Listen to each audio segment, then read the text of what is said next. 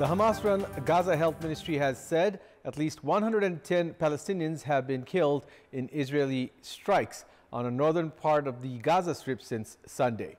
Meanwhile, the group Human Rights Watch has accused the Israeli government of intentionally starving civilians in Gaza as part of its offensive in the besieged Palestinian territory.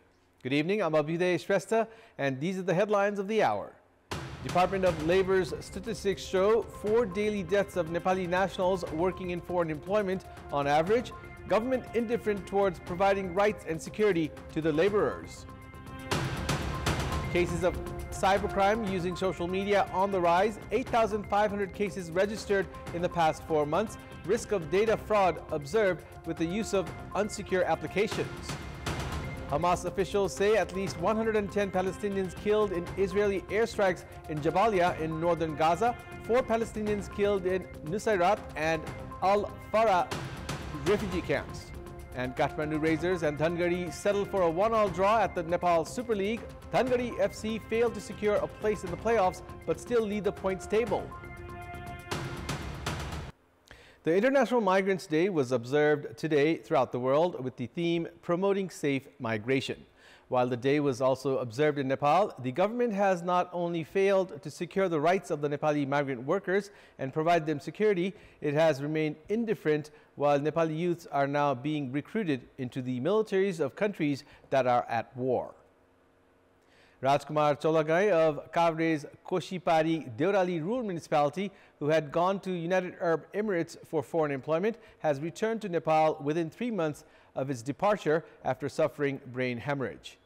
35-year-old Rajkumar, a former Maoist combatant, was returned to Nepal after the hospital in the UAE was hesitant in providing him treatment. He has not received any compensation as of yet.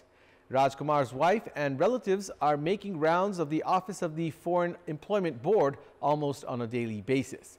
According to the Foreign Employment Board, on average, 4 Nepali migrant workers die every day and 2 suffer injuries while working in foreign countries.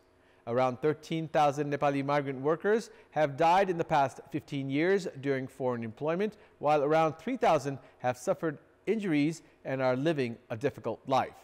Meanwhile, the government lacks adequate information on Nepali youths being recruited into the Russian military and disappearing while trying to enter the US and European countries illegally. The government has failed to understand the problems of the migrant workers who send more than 1.2 trillion rupees worth of remittance into the country. 80% of the laborers who go for foreign employment are not skilled workers. However, the government claims that it is making efforts to improve the condition of the Nepali migrant workers. The government also claims that it has struck labor agreements with 12 nations to ensure the rights of the migrants, while similar agreements are in the process with 8 other nations. In the face of Nepali migrant workers having to cope with problems, the government has warned the human resource companies of scrapping their licenses if the workers are sent abroad without skill development training and orientation. The government has said that it has carried out various efforts to make foreign employment safer and more dignified. With the growing use of social media, the number of cyber crimes has also gone up. The Central Cyber Bureau of Nepal Police has increasingly received cases of hacking, cyber financial irregularities, and posting of obscene contents. Since mid-July last year, the Bureau has received 8,602 cases including harassment, defamation, extortion, and using fake accounts to coerce for sex. In the past 2 weeks alone, the Bureau has received 150 cases of Facebook hacking. Complaints related to Facebook in the past 5 months stand at around 4,333. The Bureau has said using VPNs have compromised users' passwords in many cases. The number of complaints related to online fraud have also gone up. Victims say hackers have been posting obscene contents through their accounts and sending random messages to those on their friends list.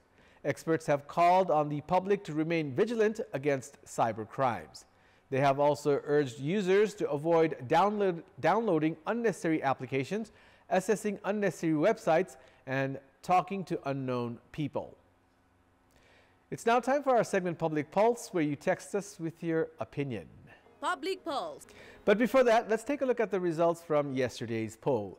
Yesterday, we had asked you, what's your take on the Prime Minister's statement that the ministers and secretaries have failed to work as per directive? 51% voted for A, helpless Prime Minister, 19% voted for B, lack of accountability, and 30% voted for C, political ploys. Here's today's question. What should be done to control cybercrime? Your options are A, users themselves should be aware, B, monitoring and punishment, and C, invest in technology. The voting is on. Type NEWS, select your option A, B, or C, and send it to 34001 to share your opinion with us. The country's oldest Tribhuvan University celebrated its 49th Convocation Day today. More than 73,000 students have graduated from the university this year. However, the university is operating with acting officials, including the Vice Chancellor. Political gambits have rendered the university ineffective as the curriculum, exams, and results exceed academic calendar often. The convocation program held at the capital's Dasrat Stadium today was attended by 12,415 out of the 73,749 students that graduated this year.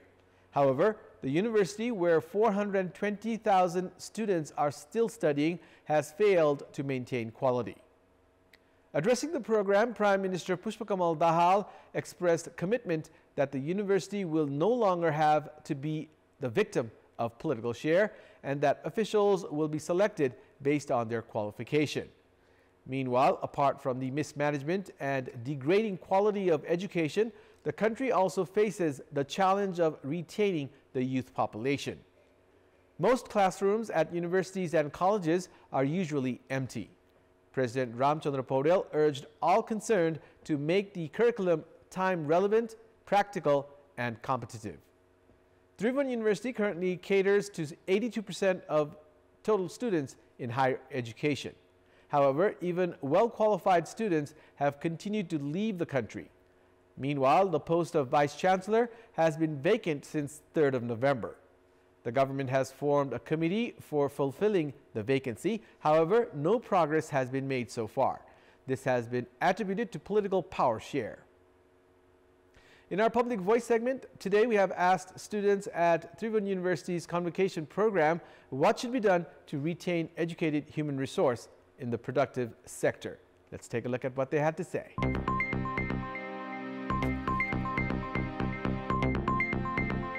एउटा चाहिँ कलेजको तर्फबाट अर्को चाहिँ गभर्नमेन्टको तर्फबाट दुईटै तर्फबाट मिलेर आयो भने चाहिँ अनि बल्ल नेपालमै मान्छेहरुलाई रोजगार दिन मिल्ने वातावरण बन्छ। साथी सर्कलहरु देखिरहेको छु जस्तो चाहिँ गरिरहेको छ 5-7 वर्ष गरिरहेको छ तर गर्दा गर्दै पनि उसले चाहिँ जति गर्नुपर्ने जति पाउनुपर्ने कुरा चाहिँ देशबाट नपाएर हार खाएरै बाहिर गइरहेको छ। नेपालमा अब सबैसँग पुँजी हुन्छ भन्ने कुरा पनि छैन नि त। अब त्यो अनुसारको हुनुपर्छ। त्यो चाहिँ व्यवस्थापन गर्नलाई चाहिँ सरकारले नै गर्नुपर्ने हुन्छ। कृषि गर्नलाई पर्यटन गर्नलाई अनि हरेक कुरा यहाँनिर उद्योग धन्दाको कुराहरु भयो त्यसमा चाहिँ हाम्रो अलिकति सरकारी नीति चाहिँ राम्रो भइदिएको छैन। अबको जेनेरेसन्सहरु चाहिँ लगभग सबै एजुकेटेडहरु हुन्छन्। त्यो एजुकेसन्सलाई चाहिँ नेपालमा कसरी त्यसलाई युटिलाइज गर्ने त भनेर गभर्नमेन्टले चाहिँ एकदम त्यो पिछडिएकै जस्तो चाहिँ भएको छ। आफ्नो लोकल मार्केटमा जे चाहिँ प्रोडक्सन गर्न सकिन्छ सम्भावित के छ हो त्यो वस्तुहरु पहिचान गरेर प्रोडक्सन गरेर एक्सपोर्ट गर्न सकेदेखि त नेपालमा पनि सम्भावना त छ नि। ग्रान्ट र अनि रिसर्च प्लस एन्टरप्रेन्योरशिप सँगै भयो भने चाहिँ हामीलाई जे होस् यही बस्नलाई सजिलो हुन्थ्यो कि अनि यो हाम्रो युवाहरुलाई हैन एन्ट्री लेभल जब्सहरु पनि अलिकति क्रिएट गर्नुपर्छ जस्तो लाग्छ कि जस्तो एन्टरप्रेन्योरशिप फेलोशिपहरु। हाम्रो शिक्षा प्रणालीहरुमा सबै नियमहरु सबै हाम्रो सुधारीकरण गर्नु पर्यो। माथिबाट जुन एजुकेसनलाई कम बजेट छुट्याएको छ त्यो बजेटहरु बढाउनु पर्यो हैन। जुन हाम्रो यो भ्रष्टाचारहरु छ त्यो कुरालाई सबै एजुकेसन र शिक्षा दुईटा कुरामा चाहिँ भ्रष्टाचार एकदमै निर्मूल गरेर लाग्नु पर्यो के। हाम्रोमा चाहिँ यस्तो तपाईहरुको 5 इयर्स 15 इयर्स एक्सपिरियन्स माग्छ जब खोज्न जाँदाखेरि पनि अनि अब फ्रेश ग्रेजुएटले त त्यो एक्सपिरियन्स त हामीसँग त हुँदैन। अब हामीलाई अपर्च्युनिटी नदिकन त हामीले सब त्यो गेन गर्न सक्दैन नि त। हाम्रो मेडिकल अफिसरको जुन दरबन्दी हुनु पर्यो एकदमै कम छ के जुन अब हुनुपर्ने वर्षमा 2 वर्षमा एकचोटि खोल्नुहुन्छ त्यो पनि एकदम कम मात्रामा खोल्नुहुन्छ कि देशभित्रै बसेर केही गर्छु आफूले पढेको कुरालाई चाहिँ यही नै केही युटिलाइज गर्छु भन्ने कुरा चाहिँ आफ्नो स्वयंदेखि नै आउनु पर्यो। It's time now for the international updates.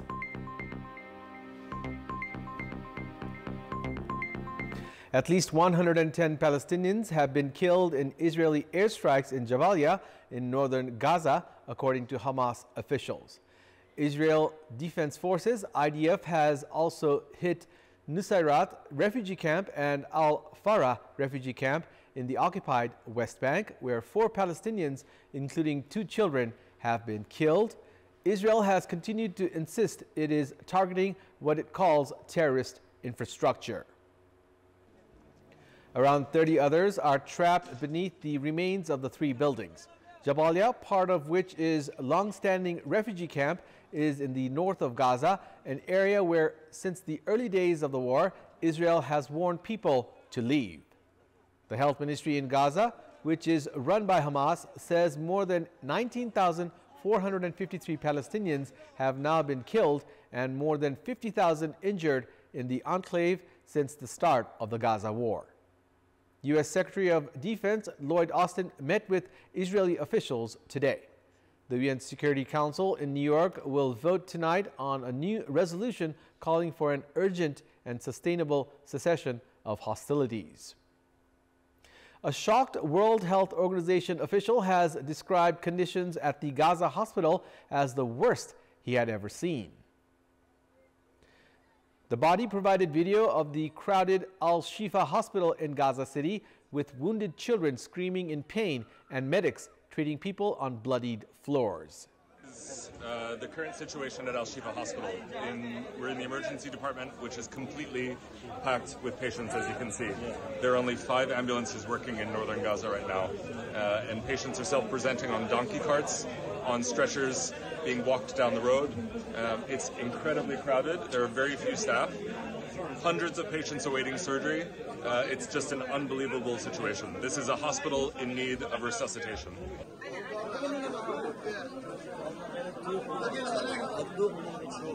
The World Health Organization last Saturday took supplies into the hospital, the biggest medical facility in the Gaza Strip, but Casey described it as making a small dent in this enormous crisis.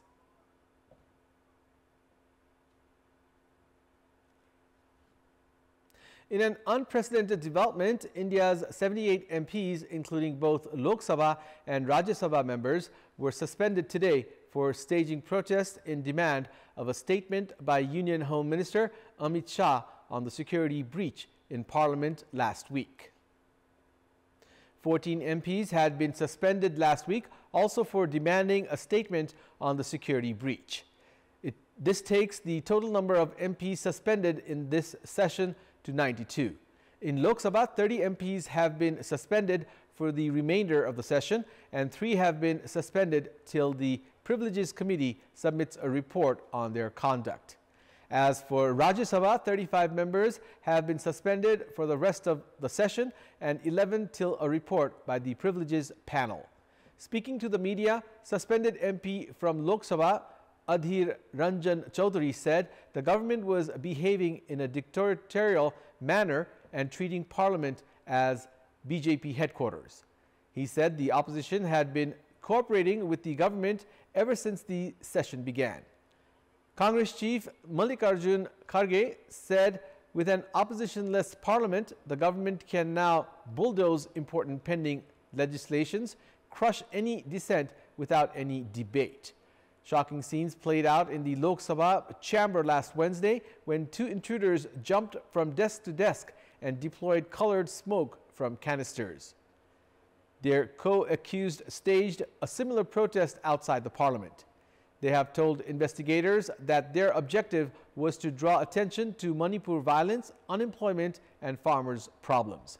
A total of 6 people have been arrested in connection with the case so far. Russian President Vladimir Putin has presented documents at the country's Central Electoral Commission as part of formally registering as a candidate in the 2024 presidential election. He was accompanied by the rector of Moscow Law Institute, Viktor Brazheyev, a representative of an initiative group made up of over 700 politicians and figures from the sporting and cultural worlds who met in Moscow last Saturday and unanimously endorsed Putin's nomination as an independent candidate.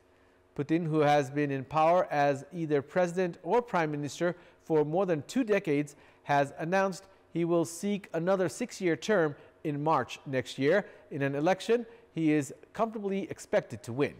It's time now for the sports news. Sports news. Defending champions Kathmandu Razors and Dhangadi FC settled for a 1-1 draw at the Nepal Super League today. In the match played at the capital's Dasrat Stadium in Tripureshwar this evening, Ahmad Hijazi opened the scoring for Dhangadi in the 15th minute, although Kathmandu dominated the start of the match. Folo Diagne's pass to Kathmandu's Andres Nia from the middle of the pitch was back passed to the goalkeeper.